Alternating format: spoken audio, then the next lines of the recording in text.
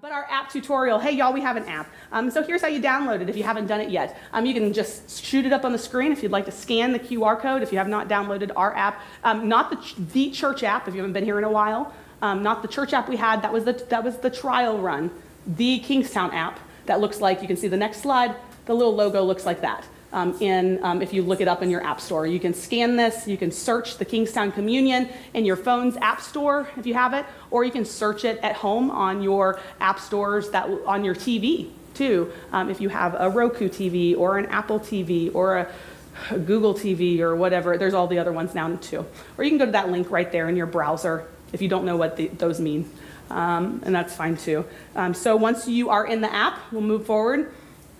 And on the cards on your rows is also that same QR code. So if I went too fast, you can scan it from the card on your seat. When you get in, there's this little icon at the top that looks like a little person, but no definition to that person. We're calling that the profile kind of icon. If you click on that, you're going to see something that says login or sign in. Go ahead and do that. If you haven't already, you can, and when you log in, you're going to see something that looks like, it'll give you the option to log in with Google. iPhone users, specifically you all people, iPhone has done this thing where they will offer you the option to not offer your email address, right? To hide your email address from people. For the purpose of an internal app where you're going to be engaging with in private communication with other people in a church, you got to log in with your email address. So don't have iPhone fill it in. That's been what has gotten multiple accounts for people and different things that I've had to recombine. Don't do that. Put the full thing in. And then after you have put the info in, even if you signed in with Google, go back into that and fill out the rest of the information until it says right there, your profile is complete. So if you do Google, it's only going to do a few of the items. It's going to be, it's going to sign you in like with your email address, but then go back and make your profile complete for us. You can also, at any time you move, you get a new cell phone number, you get any new contact information. That's how you can let us know you've moved, is by going into the app, updating your address right there, and then that's how easy it is to let us know. Okay, so once we're there, add a picture. That's fun. If you tap that little, the little icon at the top, you can add a picture like you can in anything else. I'll tell you, I never had an appreciation for all those people trying to be ambassadors for apps until I did this thing. And we have an app for our preschool, and it's, I'm like now going in and putting my picture in and updating it and trying to be a little bit more joyful and engaging in the app because I know how much I like that and how hard it is to get everybody on board with something like this that will be holistically better for the organization of the church, even if there's a little piece of you that bucks against another app on your phone. Let's move on to the next one.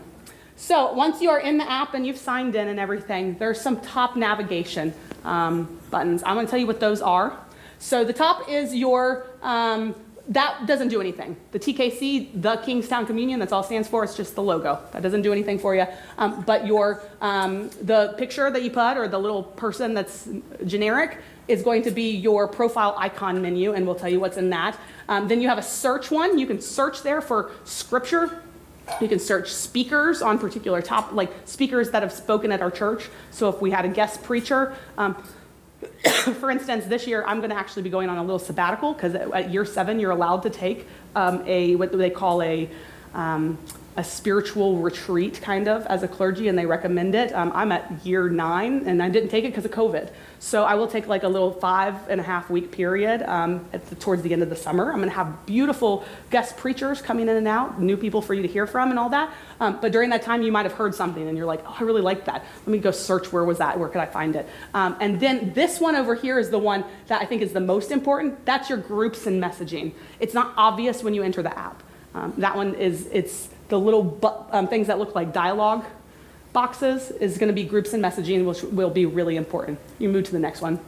So this is what you see if you click on that little profile button.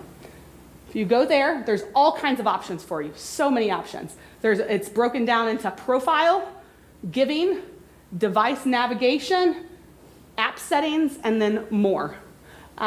So we can move, let's get more specific real quick. So first, the giving. The profile part, you just updated that, so I don't need to talk about that anymore. But the giving section, you can make a gift there, which just takes you to the same thing that's at the bottom of your screen when you're on the main page. It takes you to the same thing that you get at the giving. If you click that one, it's no different. But then these are the things that are different. If you are signed into the app with an email address that is already on file with your giving, now if you sign in with a different one, it's going to have 2 accounts now for you, and we'll need to combine, and that stuff has happened, and that's totally fine. We'll make it work. If you do not see your giving history and you have a reoccurring gift set up in our system, we will get that figured out so that you can see it. Probably needs to combine some accounts. That's probably what needs to happen. And you might have gotten emails saying somebody merged your account recently. That's what that means. But that's where you can schedule your gifts or manage your reoccurring gifts you already have set up. So if you have every second Wednesday you are going to have $100 you give to the church, whatever that is, it's going to be there. You should be able to see them. If you said you wanted to increase your giving for 2024 and have not yet, that's where you would do it. You would go in there and you would delete that one. I will say delete it, or you'll have 2, and you'll be able to see if you have 2. Delete it, and then put in the new gift that you increased to for 2024. Then you can see all your gift receipts, individual gift receipts under gift history, and then payment methods. You can update them if you have a card that's expiring or a bank account that's changed, all of that. All of that can be done there. If after service, I'll be back there. If you do not see something and you think you should see something there, come see me and I can investigate. And also you can email Allie, but we can do the investigating of if you have multiple accounts. We move on. Then you have this device. The inbox is anytime you get a push notification from the church. So if I send, like on Sunday mornings, you might get a notification that says, worship is starting soon. But sometimes it might be, we just uploaded the new children's events for this season. Check them out. And then you're like, I got that notification, but I don't know where that went in the app. It's like it went poof, disappeared. All of those will go into your inbox. Notes, you can take notes during a sermon on your phone. You can then go back and see what the notes that you took. So it's like, you have notes on your phone from other ways. I'm sure you have like a little notepad or something that you've used before. This is a notes inside the church app, a notes function. And then downloads, if you're going on a trip, on a plane, something like that, and you'd like to download some things for the service reason, because you won't have service, that's where you would find them after you hit download on any of our media pages. Then notifications. Notifications, turn on and off all app notifications. If you clicked that, you'll notice that there's on and general. Just keep them on, because if you turn all those off, you're getting nothing. You're going to get nothing. You're going to not know if anybody is messaging in a group. You're not going to know. You're not going to get push notifications for Sunday worship. If you want to be a part of this, you're going to have notifications on, or you won't be able to participate in a group because you won't know anybody's ever talking. And then terms of use, privacy, copyright, about, you can go into that if that's your world. That's your world. If you are really interested in how Subsplash handles privacy, if you're really interested in the terms of use for this platform, all of that. This is the best platform out there for churches right now. There is no other that is remotely close to it. Every other church around us that I know of, super jealous and is constantly asking me, and I keep sending them the link that says, here, referral, give us $250 back on our bill next month. Thank you. Then the more section, if you want to share, if somebody in the church or a friend or something, you want to say, hey, here's how you get into the app, you can just click that little button and copy and text it over to them, share it with them so that you can get them into the app and how to download it. And then if you need any support, there seems to be a glitch. I would like to know about those because I notice ones every once in a while, what the glitches are. But you can also share that with Subsplash. They have a whole form where you can go in and report your glitches. You can also tell them what you'd like to see the app do that doesn't already do. Good luck with that, because they've got a list forever long of all the things that they'd like it to do too. All right, next thing. Then groups and messaging. 2 different columns when you get into groups and messaging. There's conversations. That's the little two dialogue boxes. You click on that. There's conversations. These are the ones that you've already entered or have been added to, and the conversations that are being had. You can click on any of those. Then there's discover. That's where you can search for new groups. We have broken, and then under Discover, you see all group types, and we have them kind of broken down into different kinds of groups. You'll see that we've color-coded those kind of. So the next page you can see, we have lead groups. You may not see all of these. So I'm pretty sure finance team is private, so you would only see this if you have been invited into it. There's 3 different ways that we can have groups appear. We can make them private, which means they only appear to those who have been invited in. We can make them invite, request to join, so that you can see them, but you have to request to join them, or you can just enter it immediately. Most of them are request to join, just because people can download our app and I don't know who they are, or they don't sign in and they can see them. So majority of them are request to join, so that we're not sharing too much private information. And then we have them color-coded by lead, volunteer, share, and connect. Volunteer is all of our service groups. Share is a place to do kind of more general announcements in some way. And then connect is a way to get closer with people or to have more real conversations. We can go to the next one. I'll show you all the things we have going on. Lead. Things that I do think you can see are children and youth planning. If that's something that you're interested in, you can request to join that group. And then Sam will know that you're interested in being a part of that kind of higher level thinking. It's kind of like not just showing up to serve the snacks, but to talk about what's going to happen. How are we going to do this? How are we going to organize this? Service and justice, the same thing. Not just coming to pack the meals, but talking about it on a higher level scale. Serve, we have our setup team, our trailer team, children's Sunday workers team. We have scripture and liturgy and communion have nobody in them yet, because I want you to tell me if you would like to be on those teams. Some of you have just kind of served, but I would like to organize that better. We would like to organize those teams better by having people actually on a sign-up list. So if you'd like to do that, just request to join, and I'll know, hey, you want to serve communion or read scripture on a certain schedule. We have connect groups. Those are all of our common tables. Those are parent groups. That's common immersion. Another one up there that I do not want to put people into, because I think it's important that you self-select, is we have a LGBTQ church harm support group. That was one of the things we said we wanted to do this year. But I don't want to identify who wants to be in that group. I want you to join. Paul, you can raise your hand, Paul. Paul is the moderator for that group.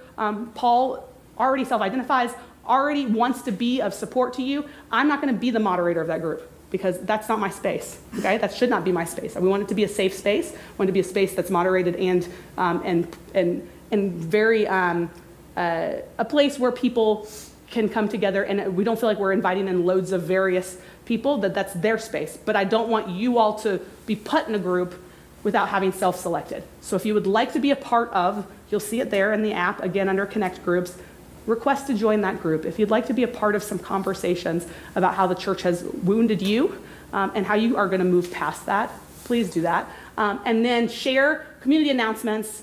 That's where we're going to post everything. So that's probably going to be the largest group on the app, I imagine. Second largest group, I would love to be sermon discussion. People who are just adding what they're thinking and stuff after sermons and connecting. And from that might go into other conversations. And then prayer requests for the whole church to know about it and to kind of push it out when you have something. Would you pray for this? And we can all hit the little emoji for the prayer hands, and it'll be very cute and also lovely. All right, moving on. Notifications. iPhone users, y'all are the... iPhone is awful. Yes. It's just, I just say, no, they're not awful. They just have so many more rules. So many more like hoops to jump through. So iPhone users may not be getting notifications right away unless you do all these things. You got to go under your settings and find TKC. Don't look for KC, TKC. That's how the app developers did it. It kind of bothers me just a little bit, but I can't go back now. So TKC is how they did it. Look for TKC, the Kingstowne Communion, and then turn on your settings, turn them on. Brought to you by Brett, who screenshotted for us. And then there are a couple other ways that you can control your notifications.